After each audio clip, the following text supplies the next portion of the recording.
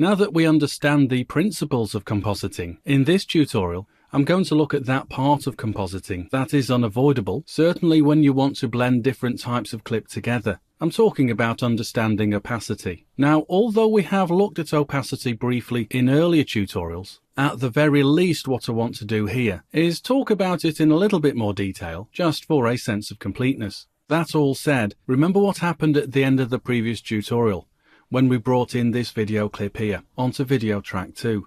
Well, unfortunately, because it has embedded audio with it, the way that Premiere Pro works means that the audio that's embedded has now been placed onto audio track 2, consequently covering up that music file that we brought in.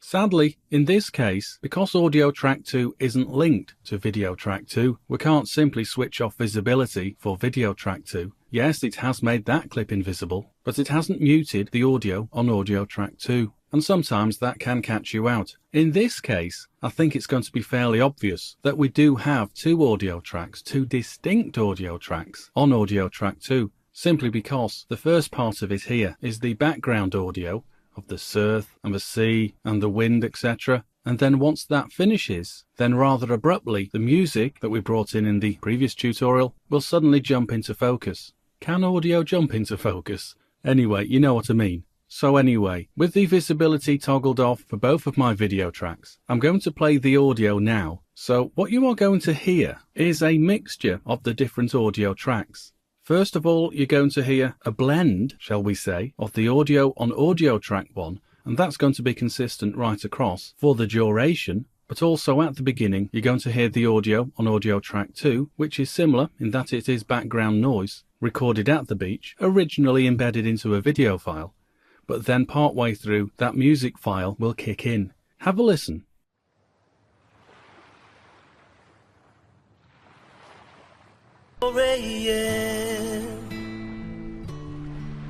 Okay, so as I say, that's fairly clear in that the music jumps out at us. But if you've got a couple of different video clips that were filmed at roughly the same time, then jumping between audio tracks as a mismatch, as we have done here, might not be so obvious. And it's only during playback you might be thinking, hang on, that audio doesn't seem to match up. Well, it's worth just checking out what you've got on your audio tracks. Okay, now there is more on audio later on, in a later section. So I'll leave talking about audio until then. I just wanted you to be aware of this once you do start compositing in terms of layering different video tracks and bringing them in and unfortunately overwriting, shall we say, an existing clip on an existing audio track, as we have done here. Anyway, now what we'll do is we'll continue and deal with developing our understanding of opacity. And so that we're not distracted by the audio any further, I'm going to mute both tracks there. Well, audio track 2 and audio track 3. Right then, as a quick recap on what opacity is. Well, with our video clip on video track 2, no matter where I click my CTI, then I am always going to see this if it is set to 100% opacity. Because no matter what's below it won't be seen so long as our opacity is set to 100%. That said, that's not strictly true, is it? Because we've already been introduced to something called blending. For the moment, just ignore what I've said about blending, because we'll deal with that in the next tutorial. Here we'll just deal with that part of compositing that we know as opacity and layers.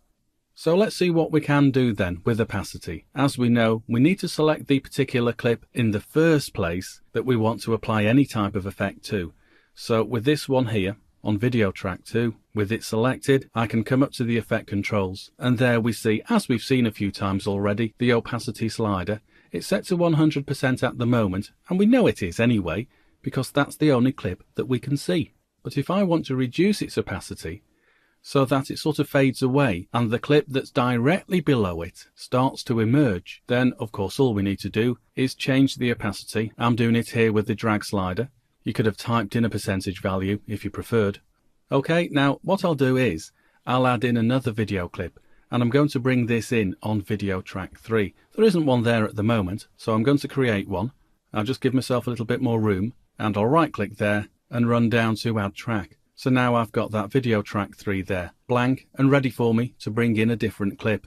Okay, now I'm not sure which one to go for. I'll just choose one at random. So I'll drag down and I'll go for one of these towards the bottom. If memory serves me correctly, these are some shots of some hang gliders swooping in quite low just above the island.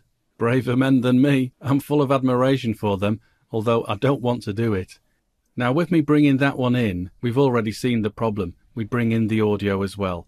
Well, I'm not too concerned about bringing in the audio, so I'm going to remove it.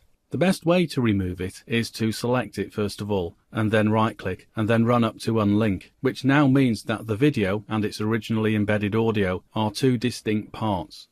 So if I just select the audio, I can hit delete on my keyboard. Okay, now I'm just going to enlarge the program monitor so that we can see this better, and I'll just drag down here so we can see our three distinct video tracks. Okay, so this is the paraglider, or hang glider, whatever they're really called. I think they're actually called hang gliders, aren't they? Anyway, whatever, I still don't want to do it. Well, of course now, with this video clip being on the top of our 3-stack layer there, it means that that's the one that we see. And with it being selected, I can come up to the opacity, and if I want to change its opacity, of course I can do. I'm actually going to manually type in 75% there, so that we've got 3/4 visibility. Okay, and in a sense, it sort of blends in with the clip below it. Maybe if you want to take this even lower, rather than typing it in, left click on the numbers there and drag to the left. And there we see now, whatever the clip is below emerges and reveals itself. Okay, now I'll just take it back up to 100%, full visibility. And what we saw there was, when we did take it down to 0%, then the clip below was the one that we saw. Understandably, because it is the next one down in our stacking order. But if I'd made that invisible, the clip on video track 2, by toggling this here, that will mean as soon as I start adjusting the opacity for video track 3, it will directly pass through the clip on video track 2 because we've made that invisible. Consequently, whatever's on video track 1, the clip there will start to emerge. I'll show you what I mean. I'll drag the opacity to the left here, and there you go. We now see the clip that we've seen a few times already in different tutorials now showing through, despite having a video clip above it on a different video track 2. And that's because we've made that one invisible by toggling off its visibility. I'll make it visible once more by selecting here again. Okay, so that's it really. That's all we need to know when we want to understand opacity. Effectively, whatever's on the top layer, so long as it's set to 100%, well, that's all you're going to see wherever your CTI is positioned. If you start fading it away, then whatever the clip is below, that's the one that's going to show through, with the proviso that it's not been made invisible by toggling off its visibility. Okay, right, we're going to finish here then, now that we understand opacity better in terms of compositing. And in the next tutorial, we'll continue by looking at something I did refer to earlier on in this tutorial when we talked about blending modes.